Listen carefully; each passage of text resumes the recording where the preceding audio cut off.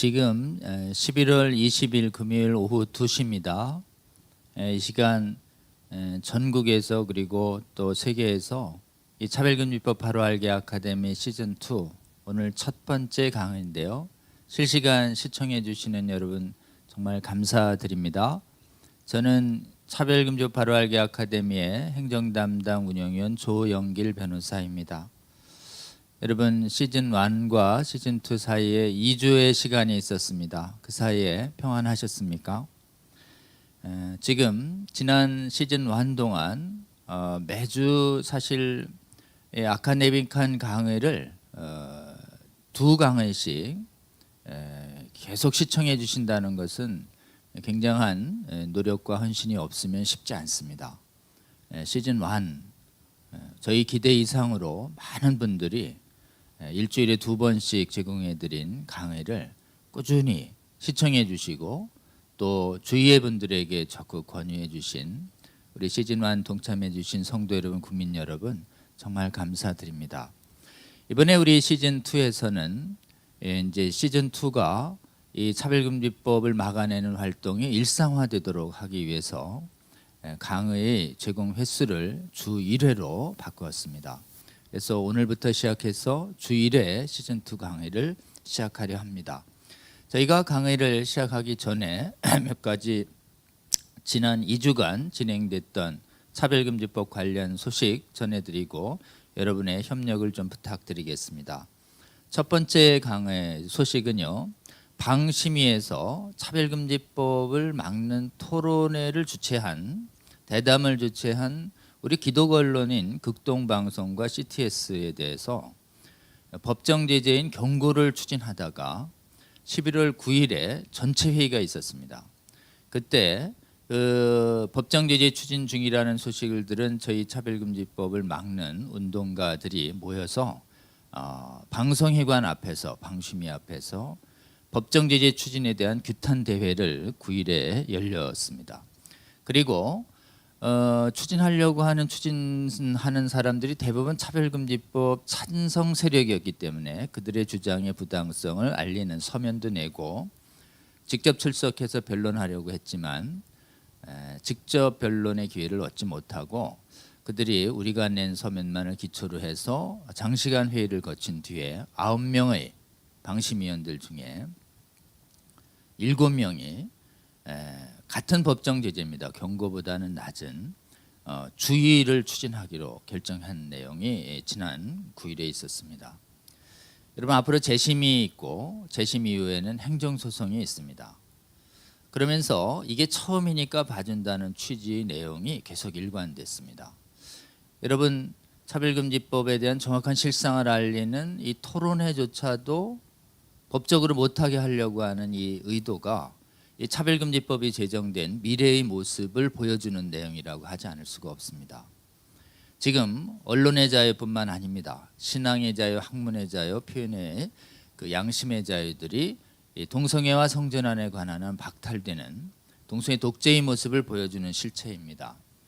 본의 아니게 이 CTS와 극동방송이 이런 법정 제재의 고난을 지금 받고 있는데 한국교회 성도 여러분 두 방송사 위해서 기도해 주시고 이 잘못된 제재가 철회될 때까지 여러분 이 부당성을 규탄하는 내용들로 여러분 이 운동에 동참해 주시기를 호소드립니다. 두 번째 소식 좀 알려드리겠습니다. 서울대에서 인권헌장의 이름으로 이 교육계의 포괄적 차별금지법인 인권헌장을 추진 중입니다. 그래서 이것을 막아서는 서울대의 기독 교수들과 학생들 또 교직원들이 지금 힘겹게 막아서고 있는데요. 이 인권헌장의 모습으로 된 사실은 교육계, 대학계 내 차별금지법의 문제가 무엇인지에 대한 토론회가 지난 12일에 있었습니다.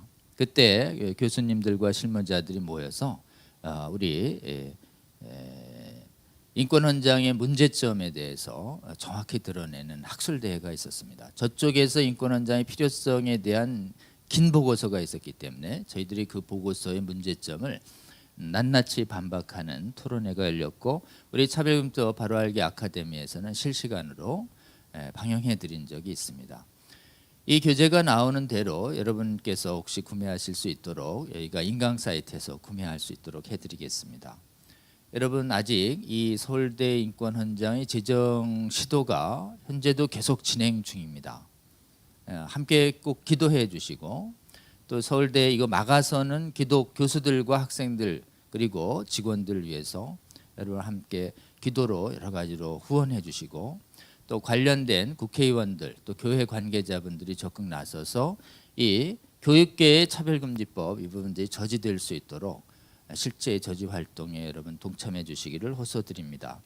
이 이외에도 지금 법안이 제출된 국회의 차별금지법은 지금 법사위의 일소위에 현재 형식적으로 계류 중에 있고 아직 본격적인 심의는 이루어지지 않고 있습니다. 언제든 본격적 심의가 재개될 수 있는 상태이기 때문에 저희가 시간이 나는 대로 여러분 국회의원들을 찾아가서 차별금지법의 위험성을 알리고 막아달라고 부탁하고 호소하는 활동을 계속해야 합니다.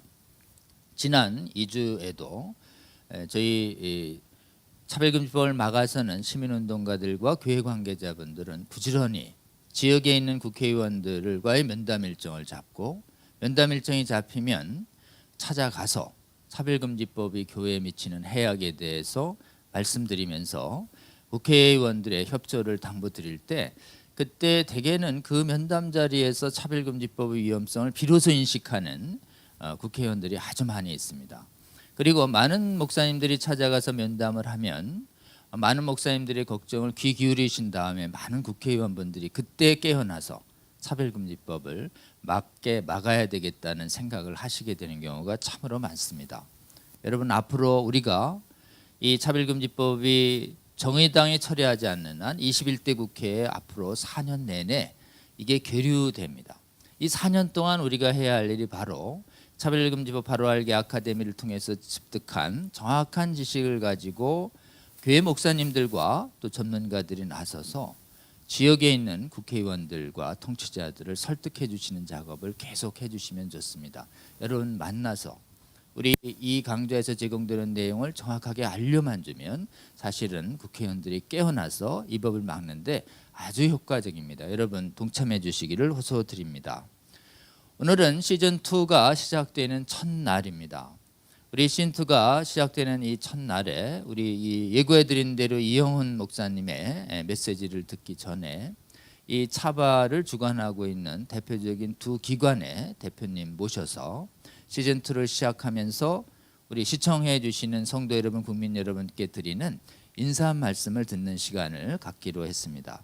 첫 번째는 우리 차바의 주관 가장 큰 시민단체가 진정한 평등을 바라며 나쁜 차별금지법 반대 국민연합이라는 줄여서 진평련이라는 조직이 있습니다.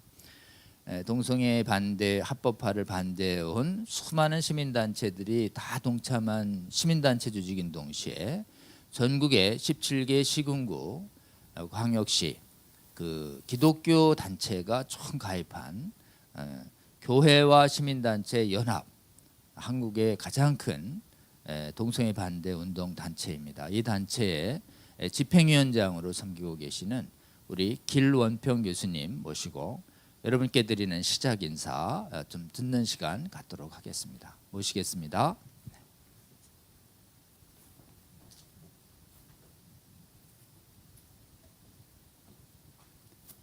예, 반갑습니다. 또 이번에 자바 시즌 2를 시작하게 된 것을 감사드리며 또 이 자바 시즌 2에서는 여러 목사님들께서 특별히 오늘은 여의도 순복음교회 이영훈 목사님, 또 다음 주에는 온누리교회 이지호 목사님 이렇게 큰 교회 목사님들께서 앞장서서 이 자바 강의를 해주신 것에 대해서 너무 감사드리고 또 앞으로 이게 몇 달 동안 진행되는 동안에 많은 분들이 좀 이 강의를 듣고 또 조금 전에 우리 조영길 변호사님께서 말씀드린 것처럼 지역구에 있는 국회의원들을 잘 설득해 주면 좋겠습니다. 그래서 제가 이 두 번째 강의를 시작할 때 제가 몇 가지 좀 말씀드리려고 합니다. 사실은 이제 그 동안에 저희들이 이 차별금지법을 반대하기 위해서 여러 가지 활동을 하고 또 국회의원들을 만나고 하면서 많은 국회의원들이 이 차별금지법의 문제점을 알고 또 이 차별금지법을 만들지 않겠다 또 약속을 하고 있습니다. 그래서 그것이 저희들의 마음을 이제 안도감을 갖게 하는데요. 그렇지만 아직도 이 차별금지법의 불씨가 꺼진 것은 아닙니다. 한두 가지 말씀드리면 얼마 전에 그 민주당의 국회의원하고 국가인권위원회에서 비공식 간담회를 하면서 이 차별금지법을 만들겠다는 그런 의지를 나타냈고요. 또 한 가지는 이 정의당에서 다음 달에 있는 세계 인권의 날을 기해서 이 차별금지법을 만드는 그런 이벤트들을 하겠다 이렇게 말을 하고 있습니다. 그래서 우리나라에서는 지금 정의당하고 국가인권위원회가 아주 그냥 올해 말까지 만들려고 차별금지법 만들려고 노력하고 있습니다. 그래서 우리가 절대로 긴장을 늦추어서는 안 되고요. 정말 최선을 다해서 반대 목소리를 내야 됩니다. 그래서 국회의원들한테 이 대다수 국민들이 이 차별금지법을 반대하고 있다는 것을 말씀을 드려야 돼요. 제가 얼마 전에도 국회의원을 한 분 만났는데 그분도 무슨 말씀을 하는가 하면 이 차별금지법으로 인해서 역차별 받는 거는 반대하지만 이 동성애자나 트랜스자들 중에 어쩔 수 없이 이 하는 사람이 있지 않겠느냐. 한 명이라도 억울한 일을 당하지 않도록 해야 되지 않겠느냐 하면서 이 차별금지법이 마치 필요한 것처럼 이렇게 말하는 걸 들었습니다. 제가 그걸 들으면서 아직도 많은 국회의원들이 차별금지법이 뭔지를 모르구나. 그래서 제가 이제 그런 분들을 위해서 다시 말씀드리고 싶은 것이 뭔가 하면은 동성애는 절대 타고나는 것이 아닙니다. 선천적이지 않기 때문에 어쩔 수 없이 동성애를 하는 사람은 없습니다. 그래서 그걸 하고요. 또 한 가지 우리가 이 차별금지법을 반대한다고 해서 이 동성애자나 이 소수자들의 이 인권을 무시하는 게 아닙니다. 지금 우리나라에서는 이 동성애자나 트랜스젠더의 인권이 무시되지 않습니다. 아무도 없어요. 그래서 이 차별금지법은 오히려 이 차별금지라는 이름으로 오히려 건전한 윤리를 가진 사람들이 역차별받기 때문에 그래서 우리가 이거를 반대하고 있습니다. 이미 차별금지법이 통과된 서구의 많은 사례들을 보면 정말 교회하고 건전한 윤리의식을 가진 사람들이 오히려 여러 가지 핍박을 당하는 것을 볼 수가 있고요. 또 남녀 구별이 없어짐으로 인해서 여성들이 역차별을 받는 것을 볼 수 있습니다. 그래서 하여튼 우리가 주위 사람들에게 특별히 국회의원들, 정치인들에게 우리의 차별금지법의 실상을 알려야 되겠다는 것을 제가 다시 한번 생각합니다. 그래서 여러분들께서 이 강의를 듣고 그거를 잘 이렇게 습득하셔서 주위의 국회의원들하고 정치인들을 만나서 우리가 절대로 소수자들의 인권을 무시하는 것이 아니다는 것을 강조해 주셨으면 좋겠습니다. 그리고 제가 이제 PPT를 사용해서 조금 설명을 드리려고 합니다. 지금 PPT 올려주시면 제가 준비한 거를 조금 말씀드리겠습니다. 한번 조금만 해주세요. 제가 차별금지법안과 낙태에 대해서 조금 말씀드리겠어요.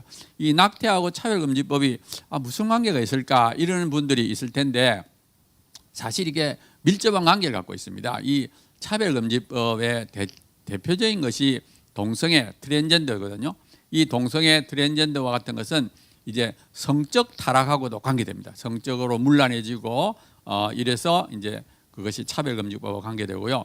이 낙태는 사실은 이 성적 문란으로 인해서 이 아기를 임신했을 때 그거를 또 이제 떼어내는 것을 말합니다. 그래서 이 성적인 타락과 이 낙태하고는 아주 밀접한 관계가 있어요. 그러니까 다시 말하면 우리가 흔히 말하는 그 성적으로 문란한 나라들이 차별금지법을 통과시키고 또 낙태를 합법화하고 있습니다. 그래서 우리나라가 그 뒤를 따라가려고 하기 때문에 우리가 이것을 막아야 됩니다. 그래서 제가 이 차별금지법하고 낙태에 대해서 간략하게 제가 좀 소개하는 시간을 갖도록 하겠습니다.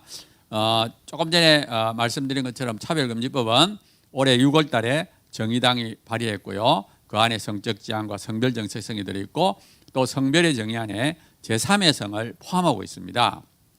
그리고 잘 알다시피 우리나라는 개별적 차별금지법이 많이 있습니다. 정말 우리가 흔히 차별하지 말아야 될 거, 성별이나 장애나 뭐 이런 것들은 다 이미 만들어져 있습니다. 그래서 정말 이런 것을 핑계로 삼아서 포괄적 차별금지법이 필요하다 이렇게 주장하면은 우리나라 이미 만들어져 있다 이렇게 우리가 해야 됩니다. 그 다음에 그래서 제가 이제 차별금지법은 반드시 막아야 된다. 왜? 차별금지법이 만들어지고 나면 자유가 제약을 당합니다. 표현의 자유, 종교의 자유들이 제약이 당하고 더 큰 것은 뭐냐? 다음 세대들이 세뇌를 당하게 돼요. 유치원부터 이 동성애와 차별금지법이 정상이라고 이렇게 교육을 받기 때문에 다음 세대가 세뇌를 받게 되고 동성애자와 트랜스젠더가 많아집니다. 예를 들어서 영국의 경우는 10년 동안 25배가 증가했어요. 그래서 한번 이게 만들어지고 나면 없앨 수가 없습니다. 왜냐하면 다음 세대들이 완전히 세뇌가 되기 때문에 이제 다시는 이 차별금지법을 되돌릴 수가 없어요. 그래서 우리가 반드시 이걸 막아야 된다고 저는 생각합니다. 그래서 우리가 강력하게 이 악한 법, 잘못된 법을 막아야 된다 이렇게 말씀드리고요. 그 다음에 이제 낙태에 대한 이야기를 조금 하도록 하겠습니다. 이 낙태에 관련된 법은 두 가지가 있습니다. 형법하고 모자보건법 두 가지가 있는데요. 이게 왜 이렇게 이 낙태가 심각한 문제가 됐는가 하면 작년 4월 달에 헌법재판소에서 이 낙태죄는 헌법 불합치다 이렇게 결정을 했고요. 올해 말까지 법을 만들어라 이렇게 했습니다. 그래서 얼마 전에 정부에서 형법과 모자보건법을 이제 개정안을 이제 입법 예고하고 이제는 정부에 논의한 다음에 국회로 넘어오게 됩니다. 또 그리고 현재 국회 안에는 또 의원 발의한 법안들이 존재합니다. 그래서 올해 말까지 이 관련 법을 개정해야만 되고 만약에 올해 말까지 이걸 개정하지 않으면 낙태죄가 그냥 합법화됩니다. 법이 무효가 되기 때문에 그래서 올해 말까지 반드시 이거를 만들어야 되는 그런 상황에 있습니다. 그래서 이 작년에 헌법재판소가 낙태에 대한 판결을 했을 때 어떻게 했느냐? 태아의 생명 보호와 여성의 자기결정권을 이제 조화롭게 해라. 조화롭게 해라고 했고요. 그 다음에 임신 22주 내외로 우리가 임산부의 자기결정권 행사를 하도록 하라. 그리고 다양한 사회경제적 사유를 고려하라. 이런 식으로 작년에 판결을 했습니다. 그래서 우리가 이런 것을 포함시켜서 우리가 새로운 개정안을 만들어야 될 그런 상황이 있습니다. 그런데 이번에 이제 정부에서 개정안을 만들었어요. 그런데 그게 문제가 있습니다. 제가 간단하게 설명하게 되면 임신 14주까지는 본인의 요청에 의해서 낙태가 가능하다. 그러니까 아무 이유 없이 나는 낙태하고 싶다 하면 낙태가 가능하고요. 그다음에 임신 24주까지는 뭐 여러 가지 사회경제적 사유나 강간이나 수많은 이유로 24시간만 생각하면 낙태가 가능합니다. 그러니까 상담받고 24시간 뒤에는 이제 낙태가 가능하게 돼요. 그러면 임신 24주라면 6개월입니다. 임신 6개월 된 태아도 얼마든지 이제 하루만 생각하면 낙태할 수 있도록 허용하는 것이 이 정부안입니다. 그래서 지금 이 정부안은 태아의 생명 보호를 완전히 무시했다. 작년에 헌재에서 판결할 때는 여성의 자기결정권과 태아의 생명 보호를 다 고려하라 했는데 이번에 정부 개정안은 완전히 태아의 생명 보호를 완전히 무시했다. 임신 6개월까지 이렇게 낙태할 수 있도록 허용했기 때문에 이건 잘못된 것이다 이렇게 봅니다. 그래서 이제 태아는 언제부터 생명인가? 지금 화면에 나오는 것이 수정된 지 11주가 된 태아의 모습, 거의 뭐 인간의 모습을 갖추고 있죠. 그 다음에 이 난자와 정자가 수정란부터 자라서 인간이 되는데 그게 연속적으로 인간이 됩니다. 어느 순간부터 그 이하는 세포덩어리고 그 이상은 인간이라는 것을 할 수가 없어요. 그냥 연속적으로 자라서 인간이. 우리도 마찬가지입니다. 우리도 수정란에서 자라서 우리가 된 거예요. 그래서 누구나 다 이 태아의 과정을 겪었다 이렇게 보시면 되고요. 여기서 보다시피 이 점점 자라서 이렇게 됩니다. 자, 그다음에 이제 우리나라 낙태의 실태를 조금 설명해 드리면 이 정부 조사에 의하면 낙태가 그렇게 많지 않은 걸로 되어 있지만 민간 단체가 조사할 때는 현재 한 50만 정도 할 것이다 이렇게 추정을 하고 있습니다. 왜냐하면 지금 이제 낙태가 불법이기 때문에 정확한 숫자가 되지 않습니다. 그리고 이 50만이라는 걸 비교해 보면 작년에 2019년도에 실제로 태어난 아이는 30만입니다. 그러니까 낙태가 되는 사람들이 더 많다는 것을 알 수가 있습니다. 그 다음에 낙태를 언제 하느냐? 이게 2018년도 조사에 따르면 4주, 5주, 6주에 가장 많이 합니다. 4주, 5주, 6주 합하면 50%가 넘습니다. 그 다음에 4주 이하에서는 31%, 8주 이하에서는 84%, 그 다음에 12주 이하에서는 95%. 그러니까 12주 이하에서는 거의 다 한다고 보시면 됩니다. 그래서 지금 정부안이 14주 이내로는 낙태가 허용한다는 것은 낙태를 전면 허용한다는 것과 똑같아요. 그래서 이 정부안이 얼마나 정말 낙태를 허용하는지를 잘 나타내고 있습니다. 그 다음에 왜 낙태하는지를 물어보니까 대부분이 사회경제적 사유입니다. 그러니까 뭐 애가 2명 있는데 또 생겼다든지 돈이 없다든지 너무 바쁘다든지 하여튼 뭐 사귀던 임신시킨 그 남자하고 헤어졌다든지 뭐 하여튼 이 사회적 경제적 사유가 80%가 넘습니다. 그 다음에 산부인과 우리나라 산부인과 의사에서는 10주 임신 10주를 넘는 낙태는 권장하지 않습니다. 왜냐하면 10주가 넘어가면 아기가 자라기 때문에 뼈가 생기기 때문에 10주 이내로 하기를 이제 산부인과 의사에서 이제 권고를 했고요. 보면은 낙태 방법이 달라져. 그러니까 10주 전에는 마치 진공 흡입기처럼 이게 빨아당기는 거 가능한데 10주가 넘어가면 뼈가 생기기 때문에 그 다음에는 이제 잘라서 이제 낙태를 해야 되기 때문에 여성의 건강에 안 좋습니다. 그러니까 10주가 넘어가면 낙태 방법이 달라지고 여성의 건강에 안 좋기 때문에 10주 이내로 하기를 이제 우리 산부인과 의사에서 이렇게 권고하고 있습니다. 그 다음에 임신 22주가 넘어가게 되면 독자 생존이 가져옵니다. 그러니까 쉽게 말하면 조산을 했단 말이에요. 24주에 이렇게 밖으로 나오게 되면 50% 이상이 생존이 가능합니다. 2명 중에 1명은 살 수 있습니다. 인큐베이터 넣으면. 그런데 아까 정부안은 24주까지 24시간만 생각하면 낙태가 가능하다는 말은 이 밖으로 나오면 절반은 사는데도 불구하고 죽이는 결과가 나옵니다. 그러니까 이거는 잘못됐다고 저는 생각합니다. 그래서 절대로 이런 식으로 너무 길게 해서는 안 된다 이렇게 생각하고 있고요.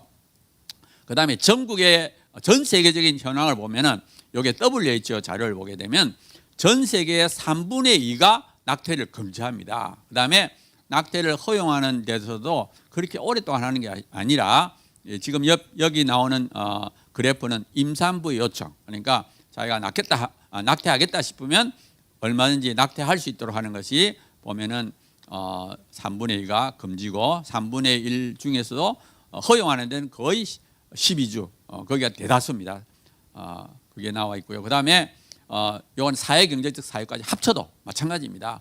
3분의 2가 금지하고 그 다음에 허용하는데도 12주 내외로 이렇게 된다는 것을 볼 수 있습니다. 그래서 WHO 통계에 의미하는 것은 낙태를 금지하는 국가가 전 세계 3분의 2다. 그 다음에 사회경제적 사유로 허용하는 국가도 과반수 이상이 임신 12주 내외다. 그러니까 12주 이하가 57%, 14주 이하가 63%다. 이런 것을 알 수가 있어요. 그런데 우리나라는 지금 갑자기 금지하던 국가가 24주까지 사회경제적 사유를 포함해서 이렇게 한다는 것은 좀 잘못된 것이다. 이렇게 볼 수 있죠. 그리고 이 사회경제적 사유가 강간을 당한 거라든지 인부가 뭐 생명이 위독하다 이거 똑같은 레벨로 그건 아니죠. 정말 이 강간이나 이런 것하고 사회경제적 사유는 그냥 내가 애 키우기 어렵다. 뭐 경제적으로나 이런 거는 갖게 놓을 수가 있는 것이 아닙니다. 그래서 정부안이 무리가 되는 잘못된 것이라고 생각하고요.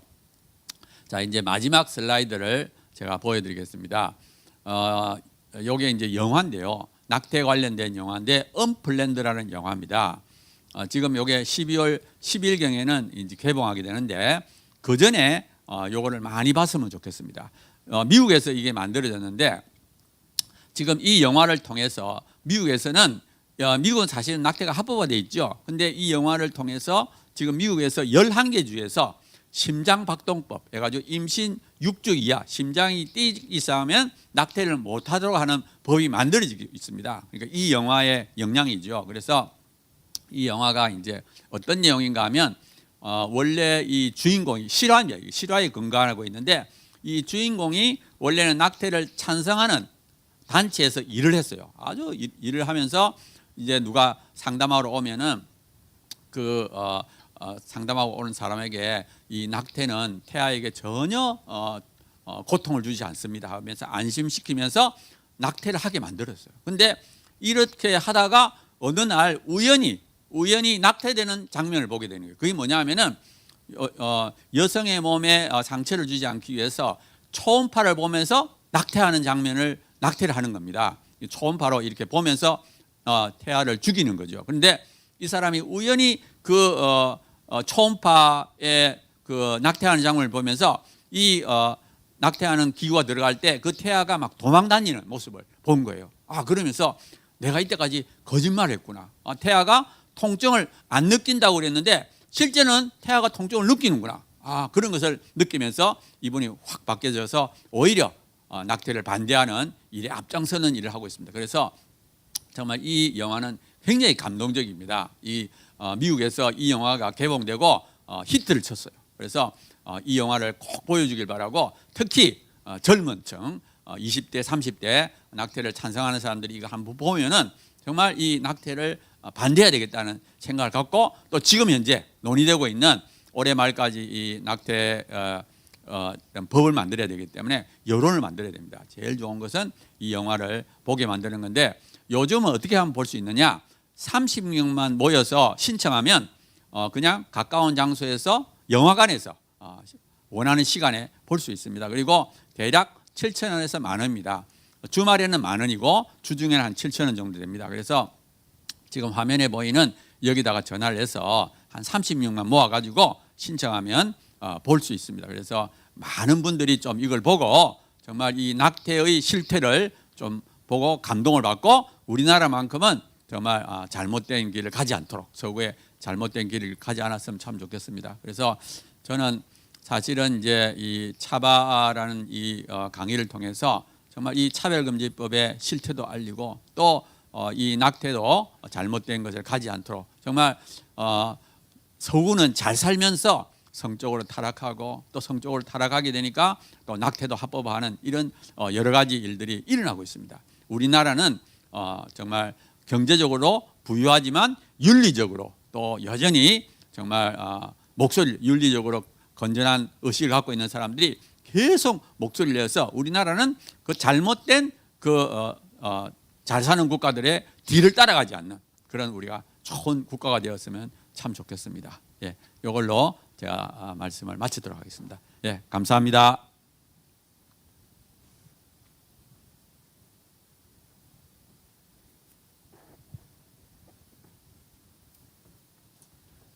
네. 시즌2 시작 인사로 우리 길 교수님 말씀 들었고 또 지금 당장 또 이거와 관계 있는 우리 낙태법에 관한 정확한 지식도 또 우리가 무엇을 해야 되는지 알려주시는 말씀도 함께 들었습니다.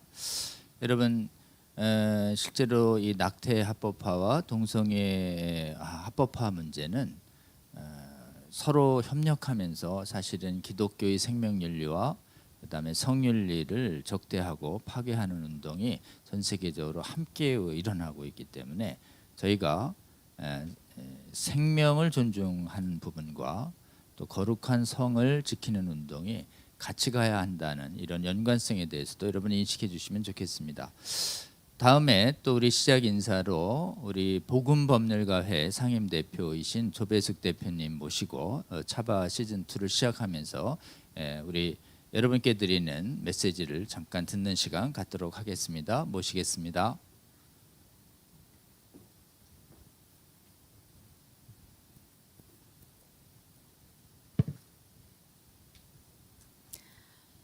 여러분 안녕하십니까? 복음법률가의 상임대표 조배숙입니다. 그동안 차바 1차 그 시즌 1을 경청해 주신 여러 성도 여러분께 진심으로 감사드립니다.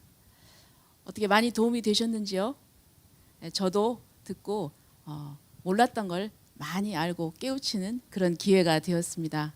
그래서 저희들이 이번에 또 시즌 2를 준비를 했습니다. 호세아서에 내 백성이 지식이 없음으로 망하는도다 하였습니다. 저희들이 이 잘못된 차별금지법 무엇이 문제인지 각 방면에서 연구한 것을 저희들이 듣고 그리고 확실히 알아서 주위 사람들한테 또 전파를 해야 되는 그런 일을 감당을 해야 됩니다. 앞으로도 차바 시즌 2 많은 좋은 강사님들이 계십니다. 많이 경청해 주시고 그리고 또 이 동영상을 많이 전파해 주시면 감사하겠습니다. 저는 오늘은 포괄적 차별금지법안 문제가 지금 저희들이 21대 국회에 들어와서 이것을 막으려고 열심히 하고 있는데 사실은 이런 시도가 굉장히 오래전부터 있었습니다. 그래서 지금 첫 번째가 아니라 지금 2007년부터 이 자료를 보시면 알겠지만은 17대, 18대, 19대 그래서 전부 이전에 벌써 6번이 발의가 되었다가 우리 기독교계의 아주 강력한 반대 그리고 학부모 단체의 반대로 무산이 됐고 철회가 됐고 폐기가 되었던 것입니다. 바로 직전에 우리 인사 말씀을 해주신 우리 기론평 교수님께서 그때부터 이 차별금지법 반대 운동을 하셔서 지금까지 열심히 하고 계시는데요. 그런데 이제 이렇게 너무 반대가 심하니까 20대 국회에서는 감히 발의하는 그 의원이 없었습니다. 그런데 20대 국회 중간에 개헌 얘기가 나왔습니다. 이 대통령 중심제여서 대통령에게 모든 권한이 집중이 되니까 너무 정쟁이 심하다. 그러니까 이 권력 구조, 이 대통령 중심제의 정부 형태를 좀 바꿔보자. 그래서 우리가 개헌을 좀 하자.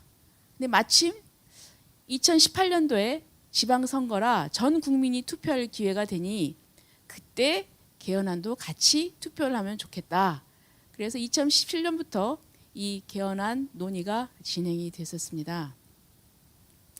그런데 이때다 하고 이 포괄적 차별금지법 이 추진 세력들은 이 개헌안에다가 살짝 집어넣습니다.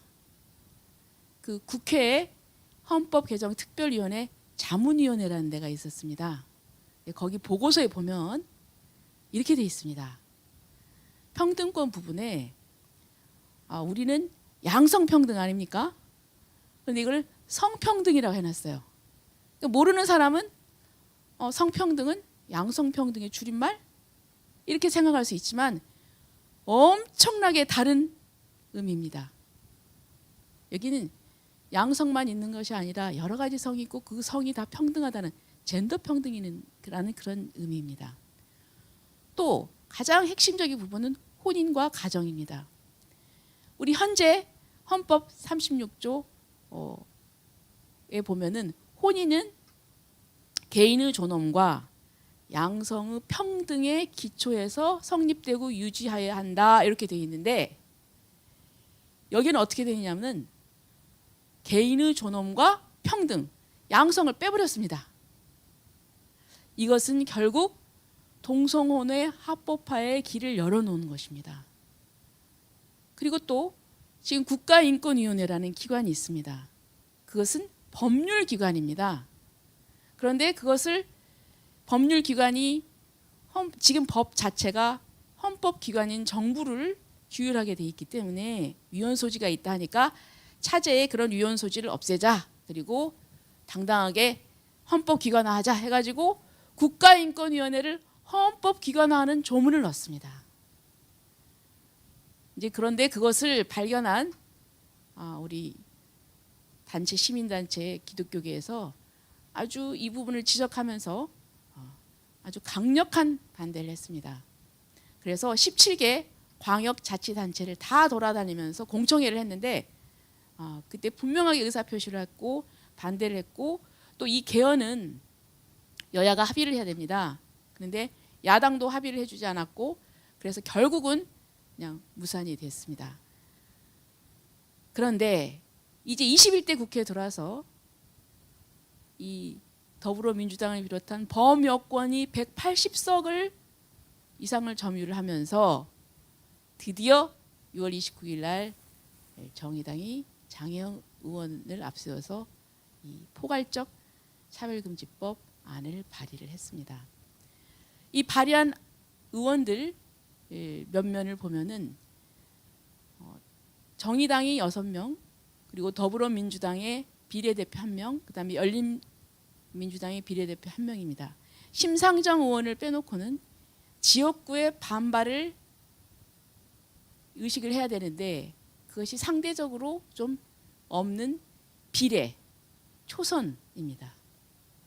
근데 상당히 좀 의식을 한 거죠.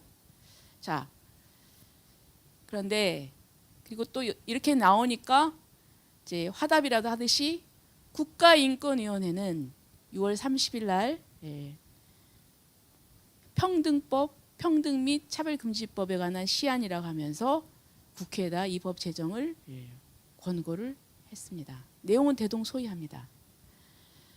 지금 현재 정치권은 우리 기독교계가 강력하게 반대하고 또 학부모 단체, 여러 교육 시민 단체에서 반대를 하니까 정치권의 속성은 그렇습니다. 내년에 서울시장 선거, 부산시장 선거, 빅2의 선거가 있습니다. 그리고 또 내년 하반기부터는 대선 레이스입니다.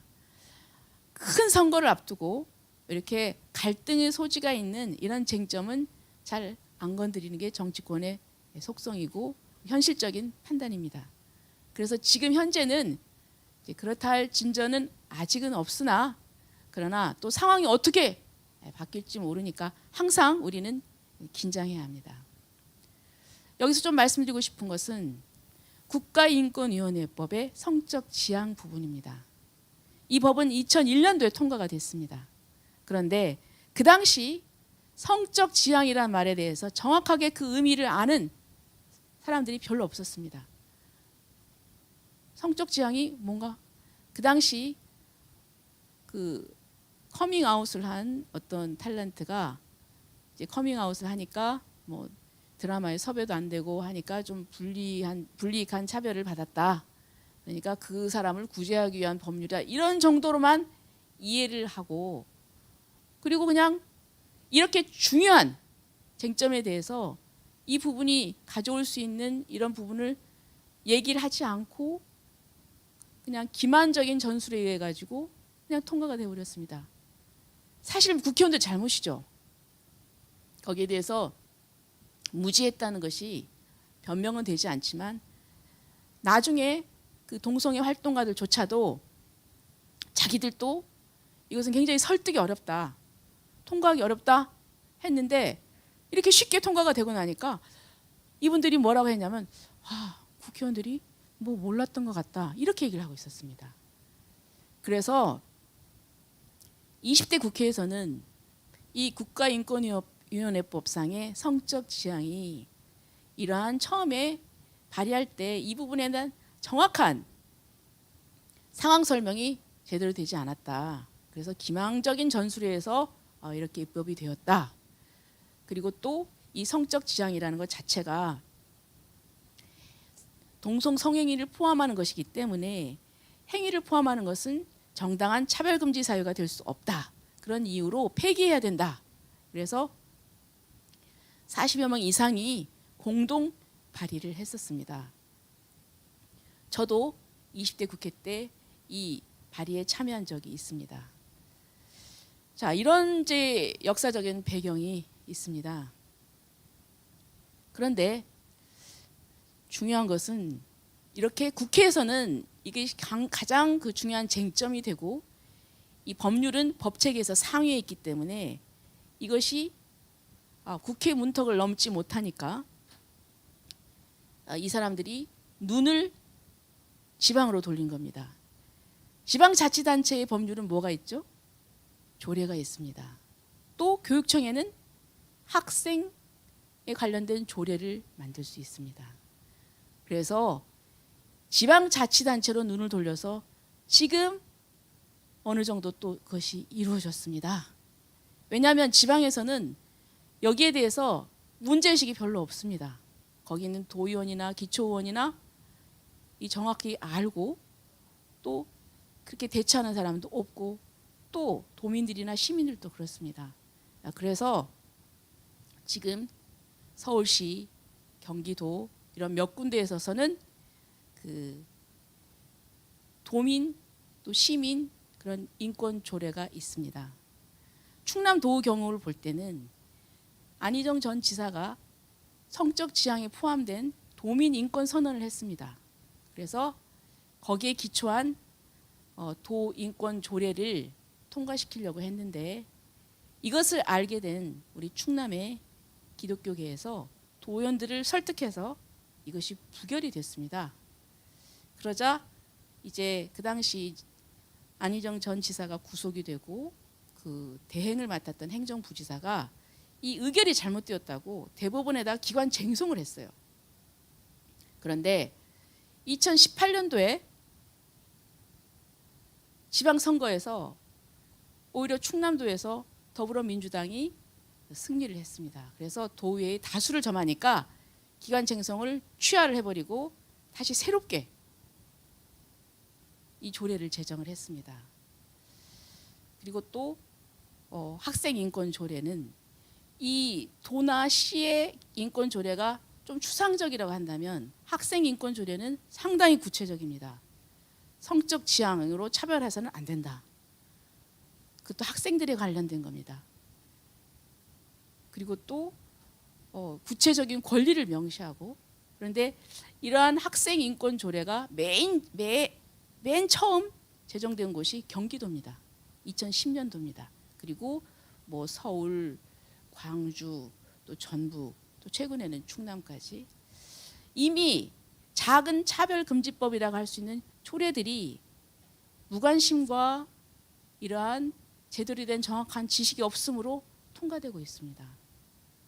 이 부분에 대해서 정말 눈을 크게 뜨고 봐야 될 것입니다. 그 다음에 아까도 말씀드렸지만 서울대 인권헌장입니다. 서울대 인권헌장 말은 참 우리가 거부할 수 없는 명분을 가지고 있습니다. 인권 보호해야죠. 그런데 이 인권헌장에서는 제3조 차별금지 사유에 또 성적 지향이 들어가 있습니다. 자, 국회에서도 이 부분에 대해서 논란이 많아서 아직 국회에서도 통과되지 않은 그거를 구태여 인권헌장에 넣어서 인권헌장 규범으로서 만들겠다는 그 저희가 무엇인지 저는 잘 모르겠습니다. 특히 학문의 자유, 사상의 자유, 토론의 자유, 표현의 자유가 보장되어야 할 그 진리의 전당인 서울대학에서 왜 이런 인권헌장을 만들려고 밀어붙이는지 저는 잘 이해가 되지 않습니다. 이 부분에 대해서도 우리가 충분히 깊게 논의하면 문제점을 알 텐데 대부분 여기에 대한 광범위한 의견 조사나 이런 것은 생략한 채 극히 일부만을 가지고 의견 조사를 하고서 뭐 그 성숙이 됐다 이렇게 얘기를 하는데요. 여기에 대해서는 좀 더 깊은 토의를 해야 되고 많은 의견 수렴이 있어야 된다고 생각을 합니다. 지난주 목요일 날 저희들이 서울대학에서 이 부분과 관련돼서 심도 깊은 토론회를 가졌습니다. 그 다음에 언론 부분입니다. 여러분 이제 이 화면을 보시면 이게 2011년도에 그 당시 국가인권위원회 위원장이었던 현병철 위원장 그리고 기자협회의 우장균 회장이 MOU를 맺는 장면입니다. 인권 보도 준칙입니다. MOU를 맺었습니다. 여러분 MOU라는 것은 성격을 아시지 않습니까? 구속력이 없어요. 안 지켜도 그만인데 그런데 이것은 그 만드는 과정에 있어서 이 구성원들의 충분한 토의와 그런 의견 수렴이 과연 거쳤는지 사실 그것도 조금 분명하지 않은데요. MOU를 맺고 이 준칙이 되면서 완전한 어떤 규범력이 있는 그런 준칙이 되어버렸습니다. 그래서 이 기자들이 이것을 그 본인도 모르게 상당히 좀 의식하고 기사를 쓰는데도 어떤 부분에 있어서는 위축이 되는 그런 것 같습니다. 대표적인 예가 지난번 코로나 사태 때 이태원 문제입니다. 처음에는 게이 클럽이었고 거기 온 사람들이 거의 다 동성애자여서 그렇게 썼다가 또 이 인권 보도 준칙을 얘기하면서 또 많은 관련 단체들이 항의를 하니까 그 언론 매체의 특성상 이런 부분에 대해서 굉장히 취약한 이런 점 때문에 그냥 바로 이 기사를 수정을 했습니다. 인터넷판에 있을 때. 그래서 지면으로 나올 때는 여기가 이런 부분에 대해서 전혀 나오지 않았습니다. 근데 과연 이것이 그러면 그 이외 사람들의 알 권리를 침해하는 것이 아니냐. 이건 왜냐하면 어떤 보건과 건강에 관련된 문제이기 때문입니다. 또 있습니다. 또 포괄적 차별금지법에 대해서 이것이 발의가 되니까 모든 언론이 찬성 일색이었습니다. 그러나 우리가 들여다보면 이런 치명적인 문제점이 있습니다. 그래서 CTS 그리고 또 극동방송에서 전문가를 초청해서 간담회를 했습니다. 그래서 포괄적 차별금지법의 문제점을 알렸는데 포괄적 차별금지법에 대해서 비판만 했다고 해서 편향적이다 해서 방송통신심의위원회에서 소위원회에서는 경고 처분을 또 전체회의에서는 최종적으로 주의 처분을 받았습니다. 그런데 두 가지 문제점이 있습니다. 그 당시 대담 프로그램은 뉴스 프로그램이 아니었습니다. 대담은 의견 초청받은 사람이 자기 의견을 진술할 수도 있고 뉴스처럼 아주 정확한 사실이 아니어도 괜찮습니다. 대담 프로그램입니다. 그리고 두 번째는 종교 방송의 경우에는 방송심의규정 9조 5항에 의해서 예외가 인정이 됩니다. 그 선교의 목적으로 설립된 종교 방송의 경우에는 그 설립 취지에 맞게 그 얘기를 할 수 있다. 그래서 공공성의 예외 조항에 해당이 됩니다. 그러나 이거 두 개를 다 무시했습니다. 자, 그런데 그 위원들이 포괄적 차별금지법 무엇이 문제냐? 이것은 당연히 해야 되는데 왜 비판만 하느냐? 그런 사고가 깔려 있었습니다. 이것은 굉장히 좀 무서운 것입니다. 포괄적 차별금지법이 아직 제정도 되지 않았는데 이런 정도니 만약에 정말 제정이 된다면 어떤 결과가 나오겠습니까? 그건 상상에 맡기겠습니다. 이렇게 지금 국회에서 포괄적 차별금지법이 통과되지 않도록 우리가 처절하게 싸우고 있는데 이미 지방에서 학교에서 그리고 언론에서는 잠식이 되어가고 있다. 이것을 우리가 의식하면서 정말 이것을 끝까지 막아내지 않으면 저희들 힘들다 하는 것을 인식을 했으면 합니다. 자, 네, 또 드릴 말씀 많지만 제가 인사말이 너무 길어졌습니다. 자, 오늘 여러분 또 이용훈 목사님께서 조금 이따 강의를 하실 텐데요. 여러분께서 정말 좋은 지식을 또 배우고 또 은혜 받는 그런 시간이 되기를 바라겠습니다. 감사합니다.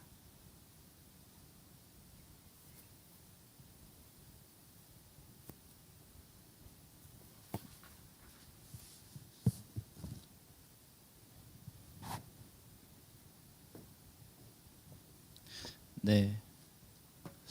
여러분 우리 또 조배숙 대표님이 얼마나 그동안 우리 국민들이 무지한 가운데 사실은 차별금지법들이 유사차별금지법안들이 제정되어 왔고 또 확산되어 가고 있는지에 대해서 정확하게 말씀해 주셨습니다. 요지는 정확하게 알아야 우리가 속지 않을 수 있다. 악법에 이런 취지입니다.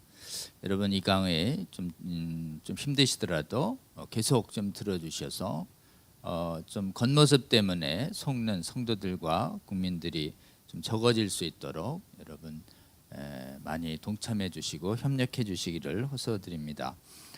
이제 여러분 좀 기다리셨는데요. 그 우리 이영훈 목사님 그 강의를 좀 듣기 전에 이영훈 목사님 순복음교회 쪽에서 보내온 강사님 홍보 영상을 먼저 좀 듣도록 하겠습니다.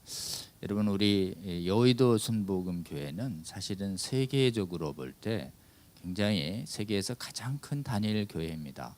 그리고 대한민국의 교회가 부흥할 때 그 부흥의 중심에 있던 교회입니다. 우리 여의도 시즌 2의 첫 강사님으로 우리 여의도 순복음교회 이영훈 목사님께서 첫 강사를 맞아주신 것은 대단히 의미 있다 이렇게 생각합니다. 좀 이따 여러분 메시지를 들으시겠지만 한국교회 1천만 성도가 연합을 해야 합니다. 여러 가지 다양한 견해 차이가 있을 수는 있어도 다른 문제에 대해선 이 차별금지법과 이 지금 성혁명 사상에 대해서는 한국교회의 거룩한 연합이 무엇보다도 요청이 됩니다. 우리 이영훈 목사님과 여의도 순복음교회에 대한 혹시 다시 한번 잘 알고 계신 분들도 계시겠지만 교회 측에서 만들어 온 홍보 동영상 약간 4분 내지 5분 정도 됩니다. 여러분 함께 시청하신 후에 또 이영훈 목사님 메시지 듣도록 하겠습니다. 듣겠습니다.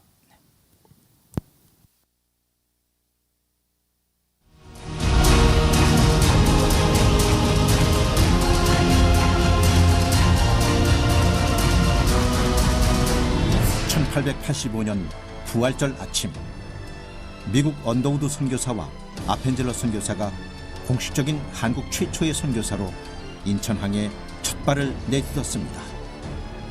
그로부터 20여 년 후 평양 장대현 교회에서 한국의 오순절로 불리는 대부흥 운동이 일어나 한국 전역으로 확산되었고 1953년 미국 하나님의 성회에서 파송한 최순호 선교사에 의해 기독교 대한하나님의 성회가 설립되었습니다. 한국전쟁 이후 절망뿐이던 1958년 대주동에서 조용기 목사와 최자실 전도사가 천막교회를 개척했고 불과 3년 만에 서대문으로 교회를 옮기며 부흥의 불길이 더 크게 타올랐습니다. 1973년 다시 여의도로 교회를 이전하면서 많은 시련이 있었지만 그 모든 역경을 딛고 일어나 폭발적인 부흥을 거듭했습니다. 그 결과 2008년 5월 조용기 목사의 원로 목사 추대 당시 성도수 78만 명으로 세계 최대 교회가 되었습니다. 이어 이영훈 목사가 운영회 및 당회 2차 투표, 총 3번의 투표를 거쳐 공동의회를 통해 제2대 당회장으로 취임했습니다. 2010년 1월 20개 제자교회 32만 성도를 분리 독립시켰습니다. 그로 인해 32만 명의 성도가 감소했지만 12광주리 특별 새벽 기도회와 새생명 행복축제 등을 통해 기도와 전도에 더욱 힘써 이영훈 목사 취임 7년 만에 45만 명에서 56만 명으로 부흥 성장했고 현재는 20개 제자교회 성도 포함 88만 성도에 이르게 되었습니다. 또 지금까지 여의도 순복음교회가 한국 내에 세운 개척교회가 약 500여 개에 달하고 있으며 전 세계 64개국에 680여 명의 선교사를 파송했습니다. 그리고 여의도 순복음교회는 교회 예산의 3분의 1 이상을 소외된 이웃을 돕기 위한 부재와 선교 사업에 사용하는 등 사랑 실천에 앞장서고 있습니다. 가난과 질병으로 희망을 잃어버린 이웃들을 향해 사랑의 손을 내밀고 건강한 삶을 선물하는 등 이 사회의 빛과 소금이 되고 있습니다. 미래 주역들을 하나님의 말씀으로 양육하고 순복음의 꿈나무들을 하나님 나라 일꾼으로 세워가며 평양심장병원 건립 등 통일도 준비하고 있습니다. 또 이영훈 목사는 뜨거운 복음 열정으로 전 세계를 다니며 강력한 성령운동을 펼쳤고 오직 말씀과 기도로 하나님 나라 확장에 앞장섰습니다. 인회 예수 언싱fu 교파와 국경을 초월하여 수많은 해외 성회를 인도하면서 순복음 스타일의 기도 운동을 통해 복음 한류의 위력을 보여주었고 오순절 성령 운동을 전 세계로 확산시켜 나갔습니다. 게다가 여의도 순복음 교회의 부흥과 성장 비결을 공유함으로써 세계 교회의 동반 성장을 이끄는 한편 전 세계 기독교 리더들과 함께 세계 평화와 영적 부흥을 위해 기도했습니다. 2015년 굳게 닫혔던 중국 선교의 문을 열어 오직 성령으로 중국 교회의 변화를 견인했고 2018년 마틴 루터 킹 목사 서거 50주년 기념 예배에서 한반도 평화를 향한 거룩한 꿈과 비전을 선포했습니다. I have a dream that one day Korea will be united by the grace of God.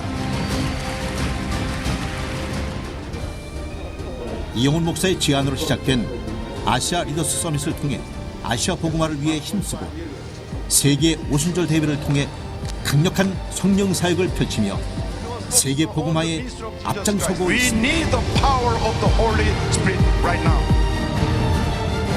이영훈 목사는 앞으로도 계속해서 전 세계를 향한 오순절 성령 운동의 불길이 더 크게 타오르도록 절대 긍정과 절대 감사의 믿음으로 더 강력한 성령의 시대를 열어나갈 것입니다. 하나님의 나라가 이 땅에 임하는 그날까지 여의도 순복음 교회의 복음 행진은 계속될 것입니다. We need the power of the Holy Spirit right now. 네, 여러분 그 여의도 순복음교회와 우리 이영훈 목사님 홍보 영상 잘 보셨죠? 실제로는 우리 여의도 순복음교회와는 국내뿐만 아니라 사실은 해외에서도 굉장히 더 영향력이 있는 교회이기도 합니다. 여러분 크고 작은 여러 교회에서도 사실은 차별금지법에 대한 분명한 입장을 내는 것이 참 용이한 일이 아닙니다. 이처럼 생각과 내용이 많이 갈등을 일으킬 수 있는 이슈에 대해서는 오히려 좀 거리를 두고 어떤 의견을 표명하지 않는 이런 교회들도 상당히 적지 않습니다. 특별히 해외는 이 문제를 놓고 찬반으로 완전히 나뉘어졌기 때문에 실제로는 성혁명 사상과 차별금지법에 대해서 분명한 반대 목소리를 내지 않는 교회들이 훨씬 더 많습니다. 그런데 우리나라에서 가장 크고 또 세계에서도 가장 큰 단일 교회이고 국내외적 영향력이 막강한 우리 여의도 순복음 교회에서 특히 담임 목사가 차별금지법을 단호하게 반대한다라는 메시지를 낸다는 것은 진짜 쉬운 일이 아닙니다. 진짜 하나님의 은혜입니다. 우리나라에 우리 여의도 순복음 교회를 주시고 또 부흥의 주역으로 만들어 주신 것에 대해서 우리는 하나님께 감사드리고 또 자랑스럽게 생각할 부분이 있다라고 저는 생각합니다. 우리 이영훈 목사님이 시즌2의 첫 강의를 맡아주신 뒤에 어떻게든 일정을 조정해서 실시간으로 오셔서 메시지를 전하려고 여러 번 노력하셨는데 계속 급한 일정들이 생기면서 부득이 며칠 전에 녹화 동영상으로 메시지를 보내오시겠다고 이렇게 말씀을 해주셨습니다. 여러분 이영훈 목사님 녹화 영상이 어제 도착할 정도로 굉장히 일정이 바쁘신 분입니다. 생각보다는 여러분 짧습니다. 15분 안팎의 짧은 메시지지만 한국교회 1천만 성도들이 차별금지법에 대해서 어떤 입장을 가지고 반대해야 하는지에 대한 핵심 메시지가 잘 들어 있습니다. 여러분 이영훈 목사님 강의 동영상 여러분께 좀 방송해 드리도록 하겠습니다. 이 메시지 여러분 주의 깊게 들어주시고 한국교회의 1천만 성도들이 가야 할 부분에 관해서 좋은 참고로 이렇게 삼아주시기를 호소드립니다. 이영훈 목사님의 강의를 모시도록 하겠습니다.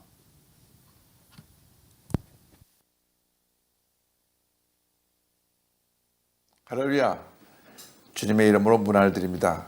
그동안 참 가물었었는데 어제 참 비가 많이 왔습니다. 천둥, 번개를 동반한 폭우가 내렸는데 비가 많이 와서 좀 불편했지만 이 비는 참 단비였습니다. 지난 한 달 동안 거의 한 방울 비도 오지 않았는데 이번에 이게 비가 쏟아져서 메마른 땅을 촉촉이 적시고 모든 생물이 다시 생명을 얻고 살아나게 된 그 하나님의 은혜를 감사드립니다. 하나님의 은혜는 이렇게 힘들고 어려울 때 절망 가운데 우리에게 더 크게 다가오는 것입니다. 이번에 우리가 코로나19를 통과하면서 많은 고통과 어려움을 겪었지만은 장차 우리에게 더 큰 은혜 축복으로 하나님께 넘게 채워줄 것을 믿습니다. 이제 오늘부터 시작되는 이 온라인 이 포괄적 차별금지법 세미나를 통하여서 우리 모두가 새 힘을 얻고 한국교회가 나아갈 방향, 한국사회가 나아갈 방향에 대해서 분명히 깨달아 알고 한마음 한뜻을 이루는 귀한 시간 갖게 되길 바랍니다. 이를 위해서 수고하신 모든 분께 감사를 드리며 제가 오늘 첫 시간에 여러분에게 이와 같이 안보의 말씀과 또 한국교회의 입장을 대변하는 말씀을 전합니다. 한국교회 1차만 성도 여러분, 코로나19로 인해 얼마나 힘든 시간을 보내고 계십니까? 무엇보다도 방역 문제로 예배가 제한되어서 많은 어려움이 있었을 줄 압니다. 이제 곧 치료제와 백신이 개발된다고 하니 코로나19도 점차 소멸되어질 것입니다. 코로나19로 우리 모두가 힘들고 어려운 시간을 보내는 동안에 국회에서는 한 정당으로부터 포괄적 차별금지법 상정 시도가 있었습니다. 포괄적 차별금지법이란 그렇다는 이름을 가진 이 법의 실상은 실제로는 과잉차별법이며 역차별법입니다. 다시 말하면 소수의 인권을 보호한다는 이유로 다수의 인권을 제한하고 차별하는 법입니다. 마치 흡연자를 처벌하면 안 된다고 하면서 흡연자의 권리를 보호한다는 명분 아래 절대 다수의 비흡연자에게 피해를 입히는 것과 다름이 없습니다. 따라서 이 법을 제정하고자 하는 어떤 시도도 우리가 막아내야 되고 이를 위해 1천만 크리스찬들이 교파를 초월해서 한마음 한뜻으로 뭉쳐야 합니다. 반드시 우리는 하나로 뭉쳐서 포괄적 차별금지법 제정을 시도하려는 모든 것을 막아내야 합니다. 포괄적 차별금지법을 상정하려고 시도하는 사람들은 성소수자의 입장을 대변하고 그들의 적극적인 지지를 얻고 이 일을 진행하고 있습니다. 그런데 우리가 알아야 될 것은 현재 있는 법으로도 모든 사람들의 인권이 잘 보호받고 있습니다. 그런데도 불구하고 굳이 포괄적 차별금지법이라는 법을 만들고자 하는 의도는 성소수자의 인권 보호라는 미명 아래 성소수자나 동성애에 대한 어떤 비판도 완전히 차단시키고 오히려 비판하는 사람들에게 페널티를 주려는 의도가 담겨 있습니다. 이름은 참 그렇습니다. 포괄적 차별금지법. 그러나 이름을 가지고 있는 그 법 조항의 독소 조항을 우리가 깊이 살펴보아야 할 것입니다. 첫째로 제가 여러분에게 말씀드리고 싶은 것은 우리 기독교인으로서 모든 사람이 분명히 알아야 되는 것은 기독교인 가운데 극소수의 극단적인 사람들을 제외하고는 대부분 기독교인들이 성소수자들을 차별하거나 핍박하고 있지 않다는 것입니다. 하나님 앞에서 모든 사람은 평범하게 창조되었습니다. 동등하게 창조되었습니다.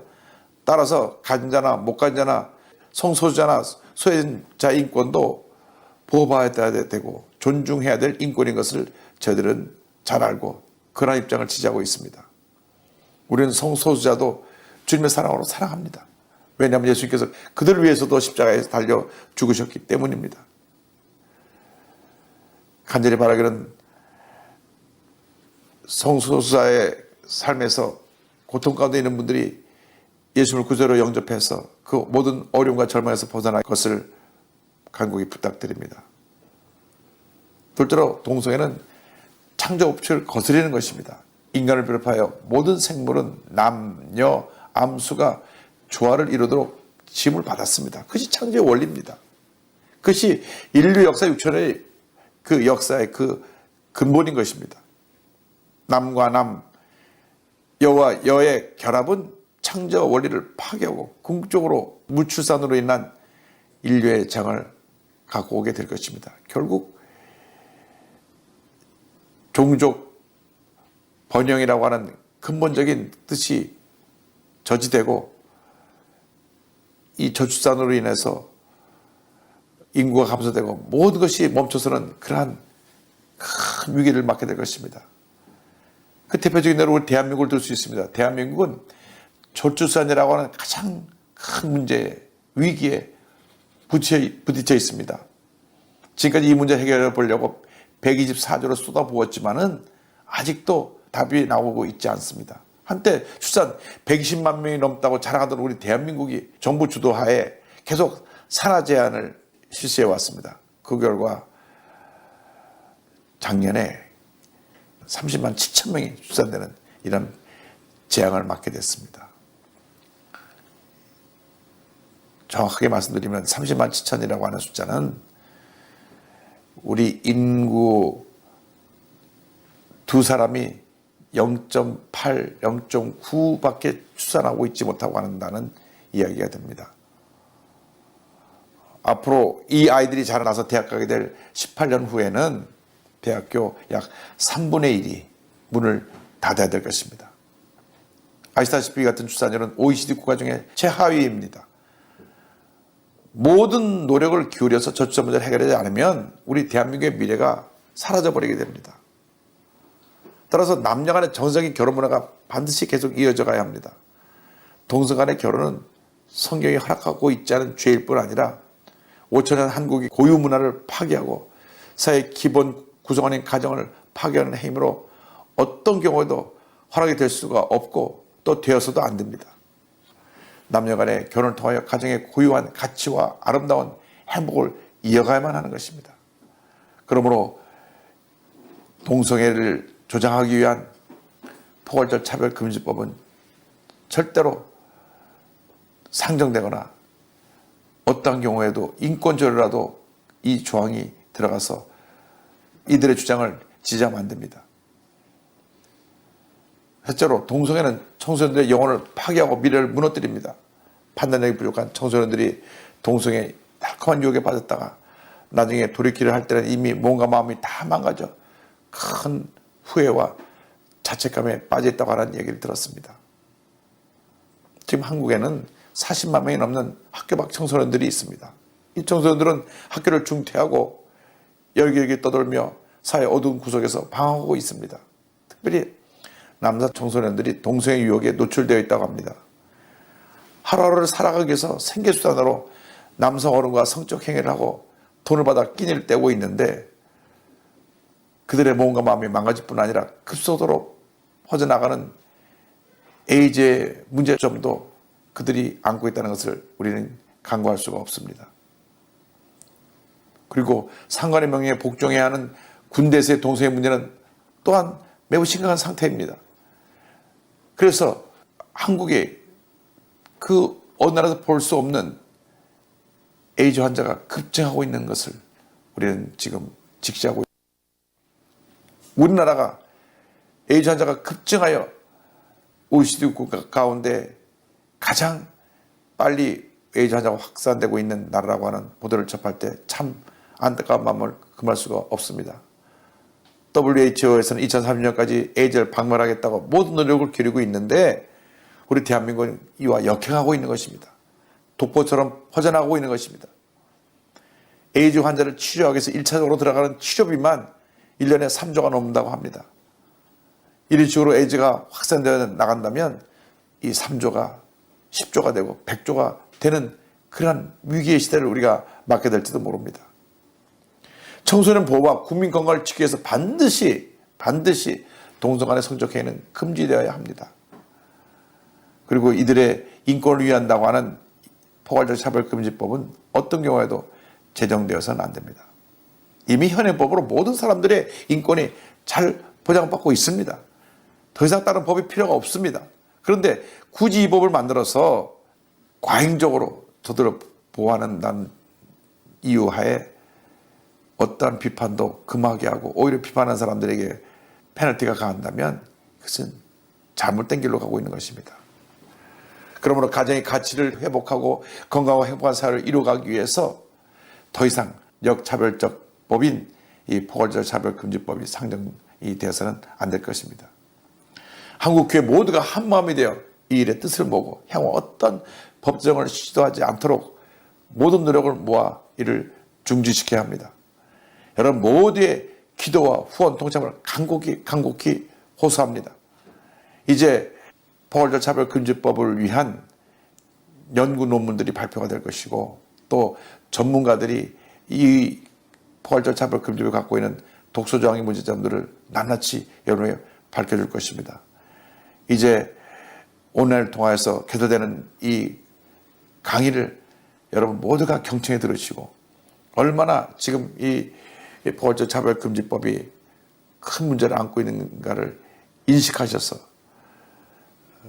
앞으로 한국 사회가 밝아지고 행복한 사회를 이루기 위해서 더 이상 이 같은 잘못된 시도가 있지 않도록 여러분 모두가 힘을 모아줄 것을 부탁을 드립니다. 이 일에 한국교회가 앞장서야 합니다. 한국의 1천만 성도가 한마음이 되어야 합니다. 이를 위해서 모든 기독교계 법조인들, 의료인들, 전문인들, 교수님들 그리고 교계 지도자들이 한마음 되어 지금 이 귀한 프로그램을 진행하고 있습니다.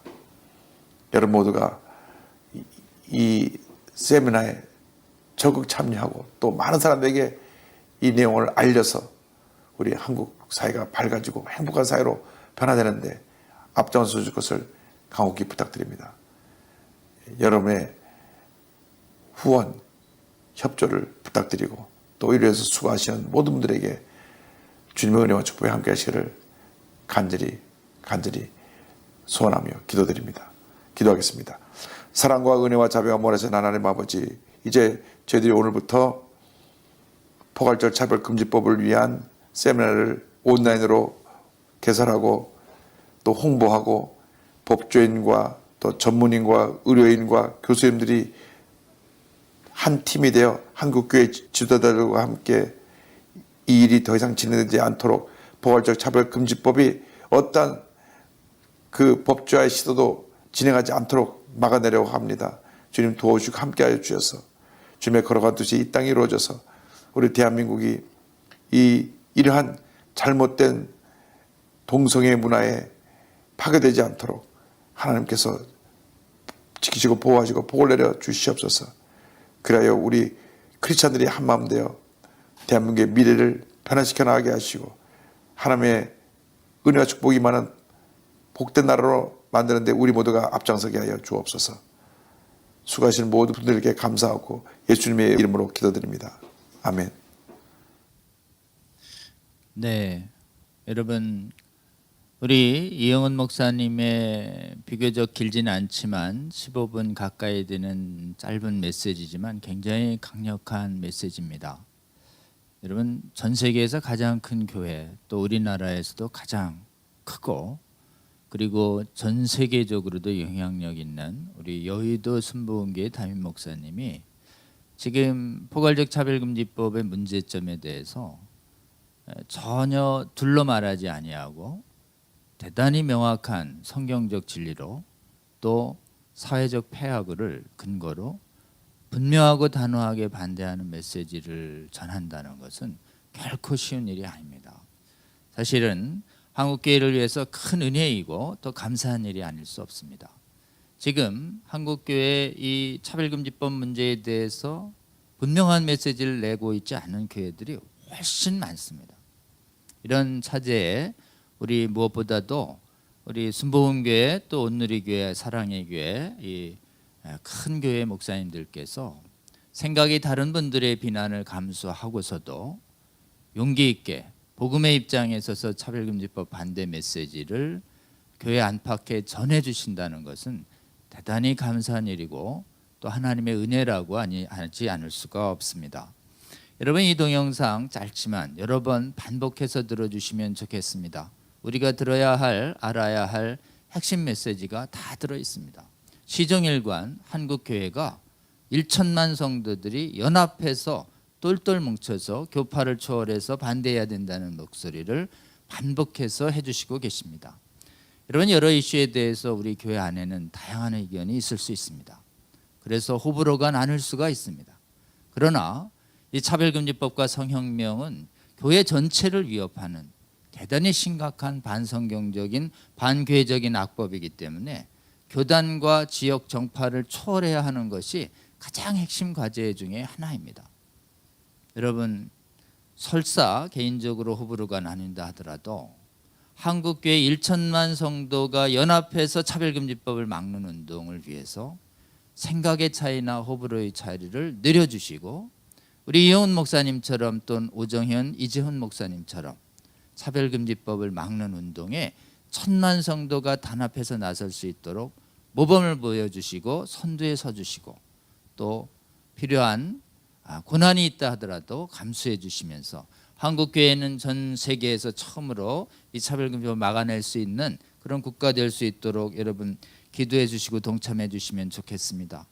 특별히 이 동성애가 초래하는 무출산의 재앙, 저출산의 재앙의 심각성도 인식해 주시고 이 동성애가 초래하는 미래 세대와 국민 건강의 훼손 문제도 직시를 좀 해야 하며 동성애에 대한 반대 의견에 대해서 법적인 페널티를 가하려고 하는 이 무서운 독재성에 대해서도 직시해서 이 문제에 대해서 각 교회의 전문가들과 또 교회의 지도자들이 함께 일어나서 이 실체를 알리는 세미나와 강연 활동이 필요하고 이 부분을 위해서 기도하고 동참해야 한다라고 하는 이 메시지야말로 진짜 이 차별금지법 바로 알기 아카데미가 전하려고 하는 핵심 메시지를 담고 있다라고 할 수 있습니다. 이훈 목사님의 동영상 짧지만 반복해서 들어주시고 주위에 많은 분들과 국민들을 깨우는데 여러분 활용해 주시기를 호소드립니다. 오늘 일정을 마치면서 몇 가지 이 강의 광고를 좀 드리도록 하겠습니다. 첫 번째가 또 이 차별금지법 바로 알기 아카데미 시즌 2의 소개인데요. 여러분 11월 달에는 우리 모범적으로 큰 교회 목사님 중에서 용기 있게 차별금지법 반대 운동에 앞장서신 이훈 목사님 그리고 다음 주엔 이재훈 목사님 모십니다. 이재훈 목사님은 현재 또 어떻게 될지는 모르겠지만 이 시간 오셔서 실시간으로 이 자리에서 여러분께 강의를 해주신다는 방침에 변함이 없습니다. 그 다음에 오정현 목사님은 또 여러 가지 제약 때문에 짧은 동영상을 보내주시기로 했고 그날엔 우리 안드레아 윌리엄스의 동영상에 자막을 해서 여러분께 영국에서 보내드리는 메시지를 여러분께 전해드리려고 합니다. 그 외에는 또 미국의 ADF 부회장인 제프리 존스, 제프리 벤투렐라 교수의 변호사의 강의와 또 글로벌 성혁명 저자인 가브리엘 쿠비 강의가 12월엔 예정되어 있고요. 그다음에 새해에는 또 해외에서 지금 하와이 열방교회 목사님과 각 교단의 주요 신학교 권위 있는 신학 교수님들이 오셔서 지금 신학의 분열을 막기 위한 올바른 성경 지식을 여러분께 제공해 드리려고 합니다. 그리고 시즌 1에서 또 시간 제약 때문에 하지 못했던 각 분야 언론 분야, 문화 분야, 또 이런 언어 분야 여러 가지 전문 분야의 전문가들을 더 모셨을 뿐만 아니라 무엇보다도 이 목사님들 중에서 차별금지법을 막아서는 부분에 대해서 뜨거운 마음을 가지고 여러 목사님들 규약해서 지역에 있는 국회의원분들을 성공적으로 설득해내시는데 큰 성과를 보이시는 경양각지의 여러 목사님들의 실천 사례도 여러분과 좀 나누려고 합니다. 주 1회 정도씩 해서 학예방학을 좀 제외하고 이래 잡았는데요. 잠정적으로는 한 9월 24일까지 저희가 일정이 잡혀 있습니다. 말씀드린 것처럼 이 차별금지법의 계류가 4년 내내에 있기 때문에 저희가 이 기간 동안 지속적으로 성도와 국민을 깨워내야 하고 깨워내는데 상당한 시간이 걸리고 일상화 작업이 불가피하다 이런 판단이 듭니다.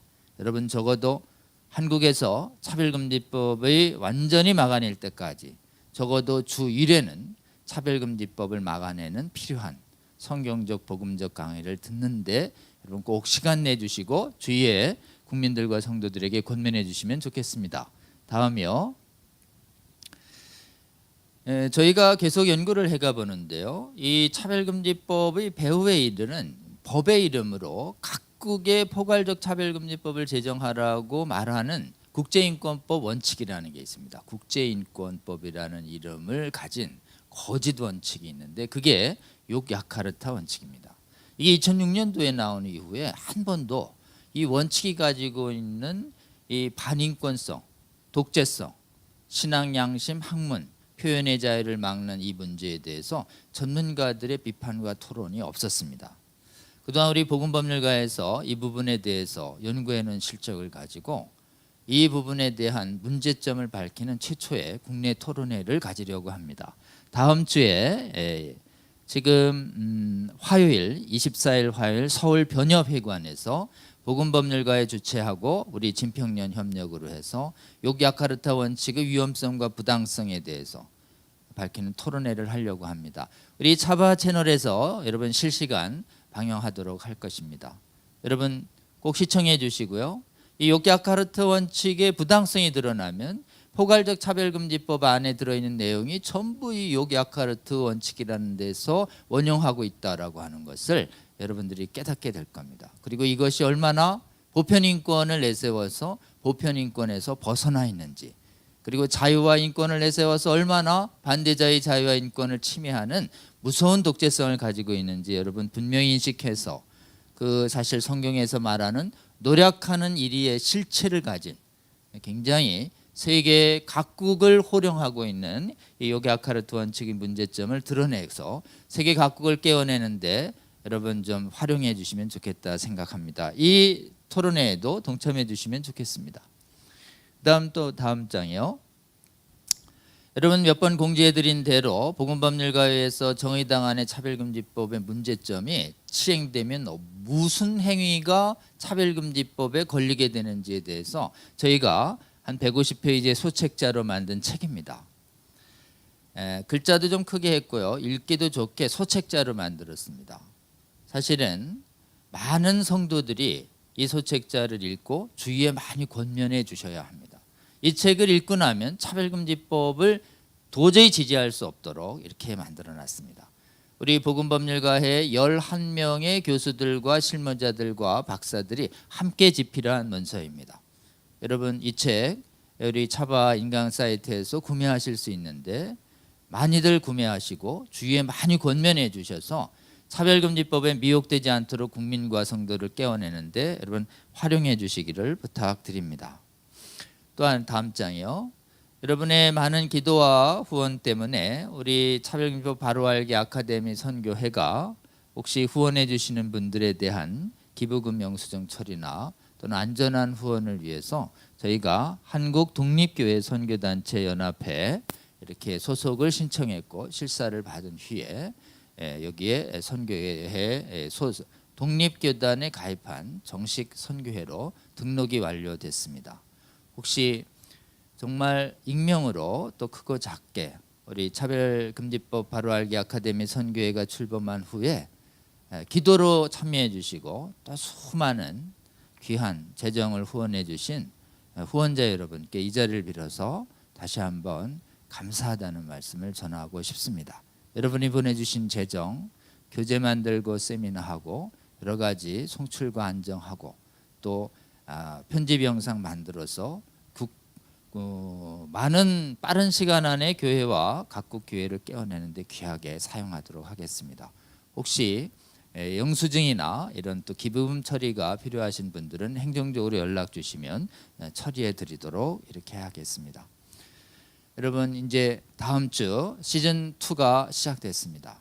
시즌 2에 무엇보다도 우리 존경하는 이영훈 목사님 오셔서 한국 교회가 나아갈 차별금지법을 놓고 대응해야 할 올바른 메시지를 듣는 시간, 이렇게 들을 수 있는 시간으로 된 것에 대해서 많이 감사를 드리고 특별히 또 시간 내서 시작 인사를 해주신 기론평 교수님과 조배숙 대표님께도 감사를 드립니다.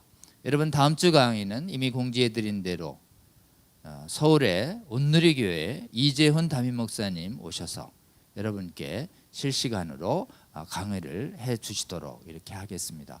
다음번에 강의도 여러분 꼭 기다려주시고 적극 동참해 주시기를 호소드립니다.